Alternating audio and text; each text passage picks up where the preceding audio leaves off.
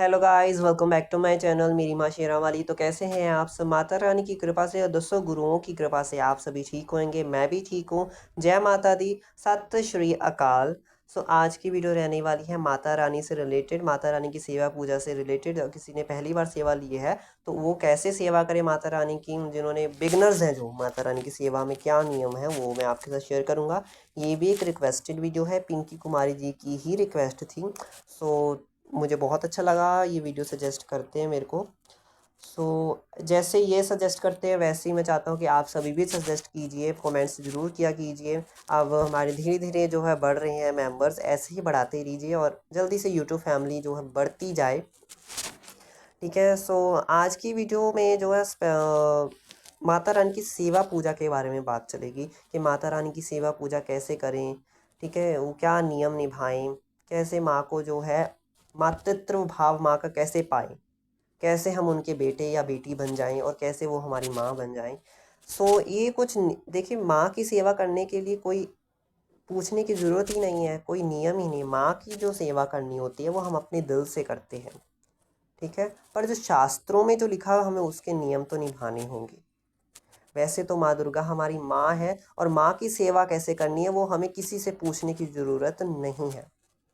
हमारे अंदर जो भाव होते हैं उससे ज़रिए हम माँ की सच्चे भाव से माँ की पूजा करते हैं, उनकी सेवा करते हैं। तो देवी मानकर पूजा ना कीजिएगा, माँ मानकर पूजा कीजिएगा। अगर आप माँ की कृपा चाहते हैं, माँ की गोद में खेलना चाहते हैं, माँ चाहते हैं कि माँ हमारे ऊपर अपना हमारे सिर के ऊपर अपना हाथ धरे, मेहर वाला हाथ, रहमतों का साया हमें दे, तो हमें जो उनके देवी नहीं माँ मानना है। ठीक है, तो ये नियम होते हैं बस। सर्वप्रथम नियम होता है, माँ को लाल रंग बहुत प्रिय होता है। माँ की पूजा में लाल रंग का बहुत महत्व है, तो माता रानी को लाल कलर का आसन ही दें। तो माँ को लाल रंग के आसन पे विराजमान कीजिए। फिर खुद भी आप जो है लाल कलर का आसन ले तो बहुत शुभ माना जाता है। लाल कलर के ही वस्त्र पहने आप खुद भी आसन के ऊपर बैठ के, आसन के ऊपर खड़े होके ही आपको सारी पूजा करनी है। इससे पूजा का पूर्ण फल हमें ही मिलता है, नहीं तो इंद्रदेव ले जाते हैं। बिना आसन के कभी पूजा नहीं करनी चाहिए। उसके बाद माता रानी का अगर आपके पास विग्रह है तो आप इस प्रकार से थाली में उनको विराजमान करके उनको गंधोदक स्नान, पंचामृत अभिषेक कराएं। ठीक है जी। अगर आपके पास फोटो है, चित्रपट है, तो आप उन्हें जो है फूल का छींटा भी दे सकते हैं। ऐसे फूल में छींटा दे सकते हैं या फिर आम के पत्तों से, अशोक के पत्ते से छींटा दे सकते हैं। ठीक है, ये प्रतिदिन अगर आप देखिए प्रतिदिन नहीं कर पाते हैं, विग्रह बड़े हैं तो प्रतिदिन नहीं करना चाहते हैं, तो आप ये हर महीने की शुक्ल पक्ष की अष्टमी तिथि को कर सकते हैं। ठीक है, उसके बाद जो है हमें माँ को सुंदर सुंदर वस्त्र पहनाने हैं, लाल ही रंग के।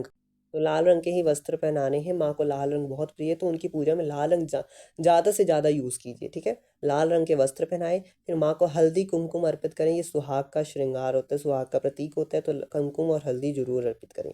फिर माँ को जो है अक्षत अर्पित करें, जो टूटे हुए नहीं होने चाहिए, हल्दी और कुमकुम से रंगे हुए अक्षत होते हैं। फिर माँ को जो है गुलाब के फूल अर्पित करें, गुलाब के फूलों की माला अर्पित करें। गेंदे के फूल भी अर्पित कर सकते हैं, ये नहीं कि माँ गुलाब ही लेंगी। गुड़हल के फूल भी अर्पित कीजिए, माँ को बहुत प्रिय होते हैं, ये रक्त पुष्प भी कहते हैं इसे। तो माँ की, उसके बाद माँ जगदम्बे की जोत जगाएं। जोत का बहुत महत्व होता है माता रानी की पूजा में। देसी घी की, शुद्ध देसी घी की, जो शुद्ध गाय के देसी घी की जो जोत जगती है माता रानी की, माँ जगदम्बे की, माँ भगवती की, जोत जगाएं। उसके बाद दीप पूजन भी करना होता है, इस पर मैं सेपरेट वीडियो बना दूंगा। ठीक है, उसके बाद माँ को धूनी दीजिए। गोबर के उपले के ऊपर गुगल और हवन सामग्री ये सब कुछ डाल के जो ये धूनी सी आपसे दे सकते हो, नहीं तो आप संबरानी कप से भी दे सकते हैं। उसके बाद जो है माँ को जो 16 श्रृंगार की सामग्री अर्पित कीजिए। ये सुहाग का निशानी होती है, तो ये जरूर अर्पित करनी होती है। फिर जो पाठ करने के बाद, पाठ में दुर्गा चालीसा पढ़ सकते हैं, दुर्गा सप्तशती का पाठ कर सकते हैं, सिद्ध कुंजिका स्तोत्र का पाठ कर सकते हैं, दुर्गा नाम वाला पढ़ सकते हैं। जो आपको मन चाहे माता रानी के मंत्र का उच्चारण भी कर सकते हैं। उसके पाठ करने के बाद आरती, आरती विशेष नियम होता है, तो आरती कीजिए, पंचदीप से आरती कीजिए। फिर उसके बाद कपूर आरती कीजिए। फिर उसके बाद माँ को जो है भोग अर्पित कीजिए। खील और बताशे, लौंग, इलायची पान के पत्ते के ऊपर रख के अर्पित कीजिए। फिर हलवा, पूड़ी, चने, प्रसाद, ये माँ को बहुत प्रिय होता है, ये सब आपको पता ही है कि माँ को बहुत प्रिय होता है, तो ये जरूर अर्पित कीजिए।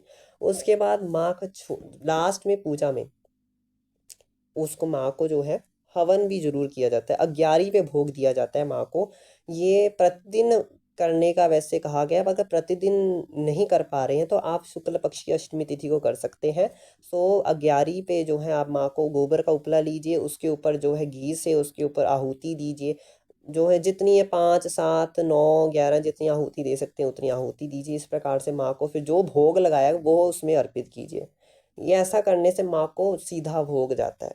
सो यही विशेष नियम होते हैं। माता रानी को जो है सुगंधित सुगंधित फूल अर्पित कीजिए और सुगंधित इत्र लगाइए, और श्रृंगार के बाद दर्पण सेवा अवश्य रूप से दीजिए। ये प्रत्येक देवी देवताओं के श्रृंगार में जरूरी होता है, इत्र सेवा और दर्पण सेवा। माँ को माता दुर्गा को देवी मान के नहीं, अपनी माँ मान के पूजन करना है। इस प्रकार से पूजन करेंगे आप तो आपको निश्चित रूप से माँ जरूर मिल जाएंगी। ठीक है, बस माँ मानना है, छल कपट अपने जो है हृदय में नहीं रखना है। सबके प्रिय, सबके प्रति प्यार रखना है, और खुद अपनी जो आपकी जिन्होंने आपको जन्म दिया है माँ ने, उसकी सच्चे भाव से सेवा कीजिए, और इस माँ की भी, जगदम्बे जो जगत की माँ, इसकी भी सेवा कीजिए। ठीक है, तो इस प्रकार से अगर आप करेंगे तो माँ दुर्गे आपसे जरूर प्रसन्न होंगी। तो आपको ये वीडियो कैसे लगे कमेंट्स में जरूर बताइएगा, और जो मेरे चैनल पे नया सब्सक्राइब करना आ जाएगा। Okay guys, bye, take care, जय माता दी। नेक्स्ट वीडियो जो है शयन विधि की से शयन कराते हैं माता रानी को, वो भी आ जाएगी। अगर आपको और कोई वीडियो चाहिए कमेंट्स में जरूर बताइएगा। Okay guys, bye.